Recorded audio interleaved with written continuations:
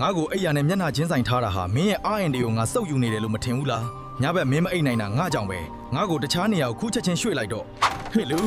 ညကကြီးအိမ်ရှိတကားဘက်ကိုအမိုက်လှဲနေတာလားမင်းကန်ကောင်းချင်းတွေကိုမုန်းနေလို့လားညဘက်အပြင်ဘက်ကိုလှဲတာဟာကန်ကောင်းချင်းတွေကိုမောင်းထုတ်တာပဲငါတို့ကိုဒီတိုင်းပစ်ထားတာရှက်ဖို့မကောင်းဘူးလားညဘက်ပန်းကန်မစေးပဲအိတ်တာဟာအိမ်ထဲမှာစွန့်ရင်အပုတ်တွေစုနေအောင်လုပ်တာပဲကြွယ်ဝချမ်းသာမှုဆိုတာတန်ရှင်းတဲ့နေရာမှာပဲနေတာငါ့ကိုအနှံ့နံတယ်လို့ပဲထင်မနေနဲ့ငါတဲ့ကိုအကျွေစိတ်တစ်စိတ်ထည့်ထားကြည့်စမ်းကန်ကောင်းချင်းတွေကပ်ပါလာအောင်ငါလုပ်ပေးနိုင်တယ်ဒါကမင်းသွားတဲ့လမ်းကြောင်းတိုင်းမှာအဆင်ပြေဖို့တို့ကငါစီကရေတွေတဆက်ဆက်ကျနေတာကိုကြည့်ပြီးနှမျောဖို့မကောင်းဘူးလားအဲ့ဒါမင်းရဲ့ငွေကြေးတွေယိုစိတ်နေတာပဲစူးမိစောင်းမိရှိချင်းရင်ငါ့ကိုလုံအောင်ပိတ်ထားငတုံးရဲ့ငါထဲမှာပြေစာဟောင်းတွေနဲ့အမိုက်တွေအပြည့်ပဲမင်းငွေဝင်ချင်တာတကယ်လားအမိုက်တွေကိုဖယ်ထုတ်ပြီးနေရာလွတ်လုပ်ပေးမှငွေအစ်စ်တွေဝင်လာမှငတုံးရဲ့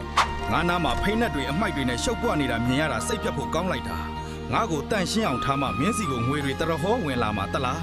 ငါ့ကိုစားပွဲပေါ်တင်မထားပါနဲ့ဆိုတာမင်းတို့ခက်ခဲနေလို့လားလက်ကင်အိတ်ကိုစားပွဲပေါ်တင်တာဟာပတ်စံတွေကိုလွင့်စင်သွားအောင်လုပ်နေတာပဲပတ်စံမြဲချင်ရင်ငါ့ကိုစားပွဲပေါ်ဖယ်ဖို့မင်းဖက်နှက်တွေကိုဟိုတစဒီတစပစ်ထားတာမင်းဘဝကိုပါ progress ဖြစ်စေတယ်ဆိုတာမသိဘူးလားဖက်နှက်တွေကိုစနက်တကျစီထားစမ်းပါဒါမှမင်းတို့အခွင့်အလမ်းသစ်တွေပေါ်လာမှာငါ့ကိုညဘက်ကြီးအပြင်မထုတ်နဲ့လို့ပြောနေတယ်လေမင်းနားမလဲဘူးလားနေဝင်ပြီးမှအမိုက်ထုတ်တာဟာအိမ်ထဲကလန်လာဘတွေကိုအပြင်ကိုကန်ထုတ်လိုက်တာနဲ့အတူတူပဲ